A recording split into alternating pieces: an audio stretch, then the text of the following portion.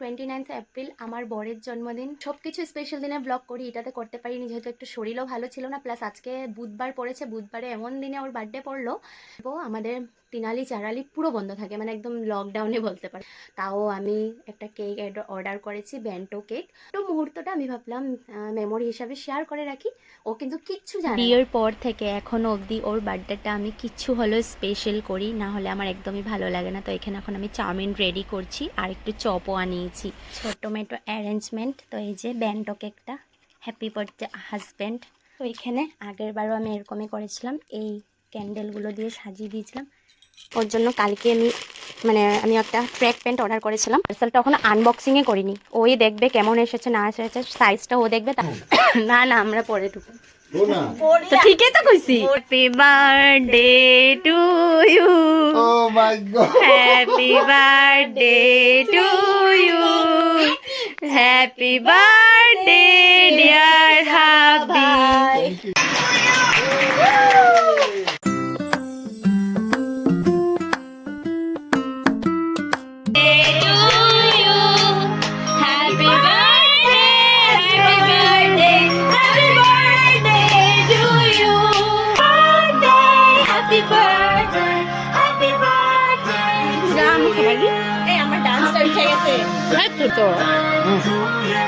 এটা তোমার gift, unboxing করবা? হ্যাঁ আমি এখনো করিনি,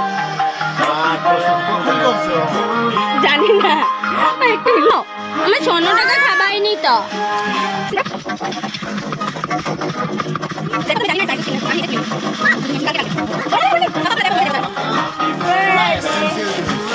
মারাইছিল তোমার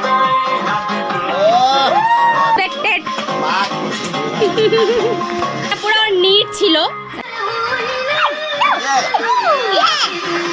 এদিকে দেখো হঠাৎ করে আমরা একটা ট্রেন্ডিং গেম খেলছিলাম, খাওয়ার স্টোন পেপার সিজার। এটা তোমরা সেপারেট ব্লগ একটা পেয়ে যাবে, এখন একটু করে শেয়ার করেছি, দেখে নাও।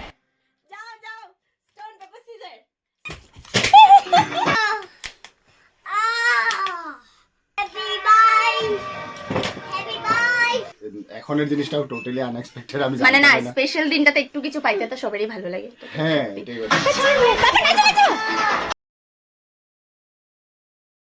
কাশ একটা বাচ্চার মতন কিছু কিছু বড় মানুষের মেন্টালিটিও এরকম হতো যে আনন্দের সাথে ফুর্তি করি, নাকি সেখানেই গিয়ে একটা খারাপ কথা বলে মন ভেঙে দিই। আমার সাথে এরকমই কিছু হয়েছিল বার্থডের দিনটাতে লাস্টে। তো এই ছিল বার্থডের মিনি ব্লগ আর সন্ধ্যার খাওয়া দাওয়া। তো চলো বাই।